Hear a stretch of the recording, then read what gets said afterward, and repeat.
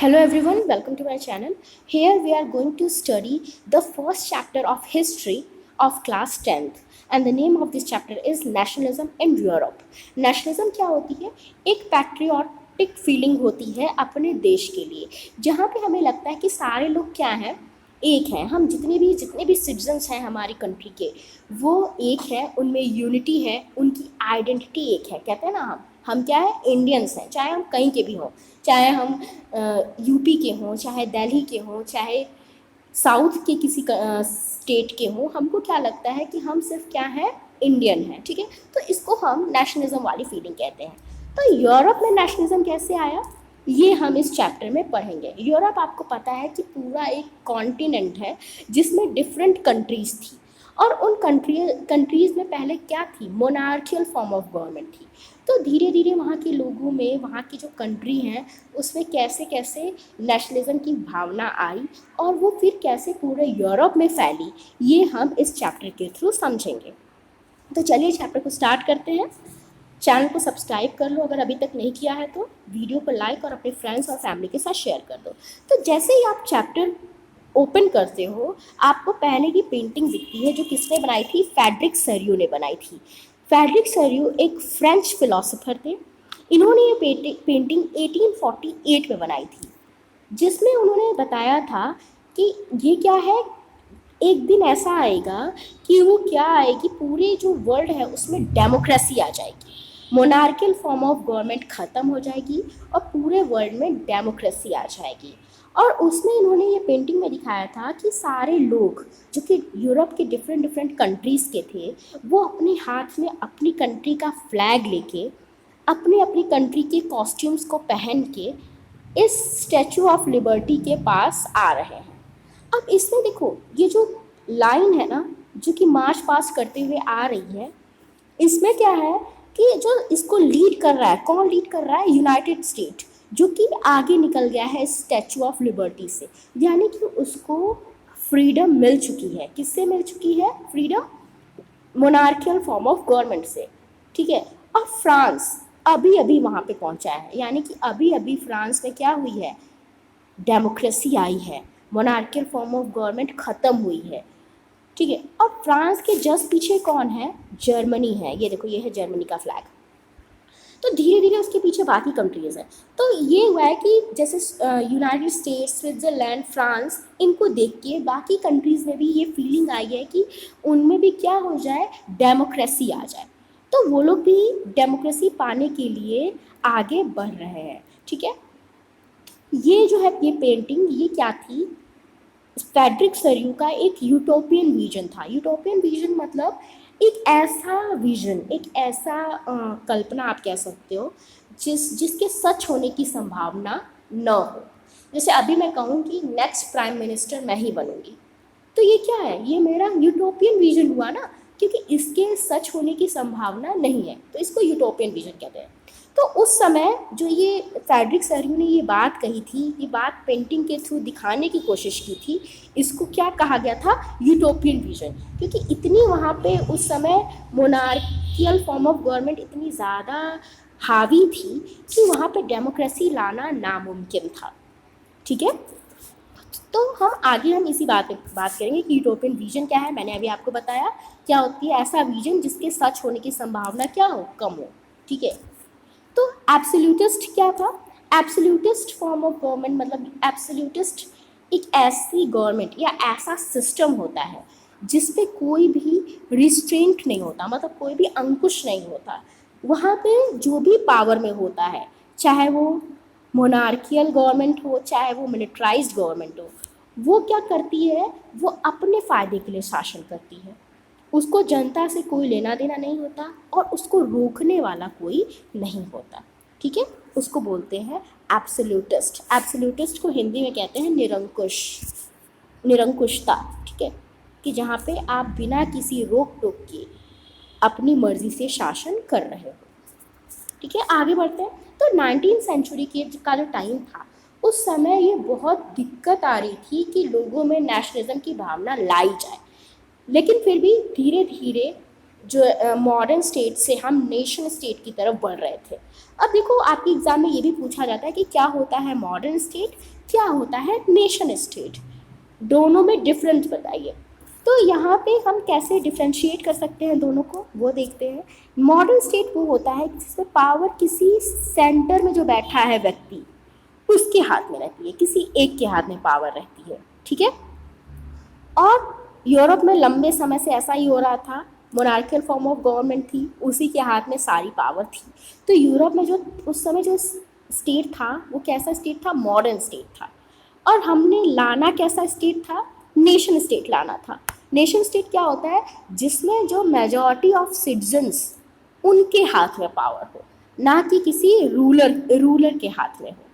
और वहाँ पे जो लोग हैं उनमें कॉमन आइडेंटिटी हो, शेयर हिस्ट्री और शेयर्ड कल्चर हो, ठीक है, उसको बोलते थे नेशन स्टेट। इसको आप ध्यान रखिएगा। उसके बाद हम बात करते हैं कि ये जो भावना आ रही थी नेशनलिज्म वाली, वो फैलनी कैसे शुरू हुई। तो सबसे पहले फ्रेंच रिवॉल्यूशन जो हुआ था, कब हुआ था, 1789 में। उसने यूरोप के लोगों को एक, कह सकते हो कि एक उनको ये भावना लाई उनके अंदर कि उन्हें भी क्या होना चाहिए, मोनार्कियल फॉर्म ऑफ गवर्नमेंट से फ्री होना चाहिए और डेमोक्रेटिक गवर्नमेंट बनानी चाहिए, ठीक है। तो 1789 में जब फ्रेंच रेवोल्यूशन हुआ तो वहाँ के जो रिवॉल्यूशनरीज थे, क्रांतिकारी थे, उन्होंने क्या की, मोनार्की को हटा के किसकी गवर्नमेंट लाई, फ्रेंच सिटीजन्स की, कि फ्रांस में गवर्नमेंट बनेगी तो किसकी बनेगी, वहाँ के सिटीजन्स की बनेगी, किसी राजा की नहीं बनेगी, ठीक है। तो देखो, तो जो फ्रेंच रिवॉल्यूशनरीज ने जो नया नया सिस्टम लाया फ्री होने के बाद, मोनार्कियल गवर्नमेंट को ख़त्म करने के बाद जो नई नई चीज़ें इंट्रोड्यूस हुई, वो क्या थी, सबसे पहले तो कलेक्टिव आइडेंटिटी, मतलब सब क्या है, एक हैं। जैसे हम अपने को इंडियन कहते हैं, वैसे ही वो लोग भी अपने आप को फ्रेंच बोलते थे, कोई अलग नहीं था, सब एक ही थे, सबकी आइडेंटिटी क्या थी, एक थी। फिर हमारे यहाँ देखो, हम अपनी भारत माता बोलते हैं ना, हम मदरलैंड मानते हैं, लेकिन उनके यहाँ क्या था, द फादरलैंड, ठीक है। उसको फ्रेंच में क्या बोलेंगे, ला पैट्री, ठीक है, ला पैट्री यानी कि द फादरलैंड। तो इसकी भावना विकसित हुई कि ये हमारा क्या है, फादरलैंड है, हमें इसकी रक्षा करनी है। और फिर ली सिटियन सीटोयन सॉरी सीटोयन ली सीटोयन वाली फीलिंग आई, जिसमें सिटीजन्स को महत्व दिया गया कि ये फादरलैंड है और यहाँ पे शासन किसका होगा, सिटीजन्स का होगा। और कॉन्स्टिट्यूशन के सामने सबको इक्वल राइट्स दिए जाएंगे, किसी को भी छोटा या बड़ा नहीं कहा जाएगा, सबको इक्वल राइट्स दिए जाएंगे। नया फ्लैग इंट्रोड्यूस कराया गया, जो राजा का फ्लैग था उसको हटा दिया गया। और जो स्टेट जनरल था उसको कौन इलेक्ट करते थे, अब सिटीजन्स इलेक्ट करते थे। और स्टेट जनरल को बदल के उसका नाम क्या कर दिया गया, नेशनल असेंबली कर दिया गया। और क्या बदलाव आए, नए नए हाइन, नए नए ओथ, नया नया उन लोग का राष्ट्र, जैसे आप कहते हैं ना नेशनल एथम, नेशनल एथम भी नया इंट्रोड्यूस कराया गया। यूनिफॉर्म लॉज, मतलब एक जैसे लॉ, सभी सीजन के लिए लॉज कैसे थे, एक जैसे थे। और जो कस्टम्स ड्यूटीज़ थी, टैक्स थे, उन सबको क्या कर दिया गया, ख़त्म कर दिया गया। Uniform system of weight and measures, मतलब कि जो नाप तौल की जो वो थे सिस्टम था, उनको भी क्या कर दिया गया, एक कर दिया गया। ये नहीं कि अब आप कहीं जब फ्रांस में किसी दूसरी जगह जाओ, किसी दूसरे स्टेट में, तो नाप तोल करने वाला सिस्टम अलग हो, दूसरी जगह अलग हो, नहीं, पूरे फ्रांस में एक uniform system of weight and measure आ गया। और एक कॉमन लैंग्वेज लाई गई, वो कॉमन लैंग्वेज कौन थी, फ्रेंच, ठीक है। सारे लोग अब क्या करते थे, फ्रेंच को कॉमन लैंग्वेज मानने लगे। इस तरह से जो है पूरे रिवॉल्यूशनरीज़ ने मोनार्कियल फॉर्म ऑफ गवर्नमेंट को ख़त्म करके डेमोक्रेसी वहाँ पे लाई।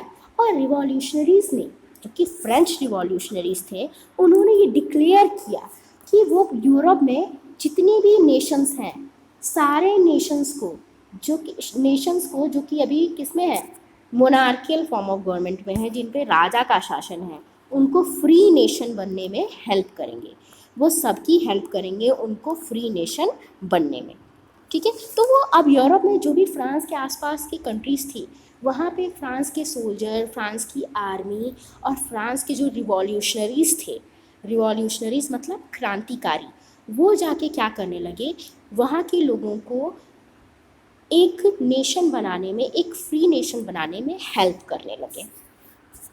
और उसी के उसमें लोगों की हेल्प करने के लिए जो अदर स्टेट के, अदर कंट्रीज़ के एजुकेटेड लोग थे, उन्होंने जैकोबिन क्लब खोला। जैकोबिन क्लब किसने खोला था? स्टूडेंट्स ने खोला था और मिडिल क्लास के एजुकेटेड लोगों ने खोला था, ताकि इसी के थ्रू फ्रांस की जो रिवॉल्यूशनरीज थे उनकी हेल्प कर सके। ठीक है। फ्रांस के रिवॉल्यूशनरीज, फ्रांस के क्रांतिकारी किसकी हेल्प कर सके? बाकी लोगों की हेल्प कर सके, इसीलिए जैकोबिन क्लब खोला गया था, बनाया गया था। अब क्या था, 1790 तक फ्रेंच आर्मी जो थी वो कहाँ कहाँ गई? हॉलैंड गई, बेल्जियम, स्विट्ज़रलैंड, इटली, और वहाँ पे उन्होंने नेशनलिज्म की भावना को फैलाया। अब यहाँ तक तो सब फ्रांस में क्या चल रहा है? ठीक ठाक चल रहा है, आराम से नेशनलिज्म आ गया, सॉरी डेमोक्रेसी आ गई है, फ्रांस के लोग खुश हैं। तब तक क्या होता है, कौन आ जाते हैं फ्रांस में? Napoleon Bonaparte. अब इसके बारे में, इनके बारे में हम कल पढ़ेंगे। नेक्स्ट वीडियो में मैं आपको बताऊंगी कैसे नेपोलियन बोनापार्ट आते हैं और फिर वो सारे सिस्टम को एकदम बदल देते हैं। इतनी मुश्किल से फ्रांस में डेमोक्रेसी आई थी, ये फिर से क्या ला देंगे? मोनार्की ला देंगे। ठीक है। तो थैंक यू फॉर वॉचिंग।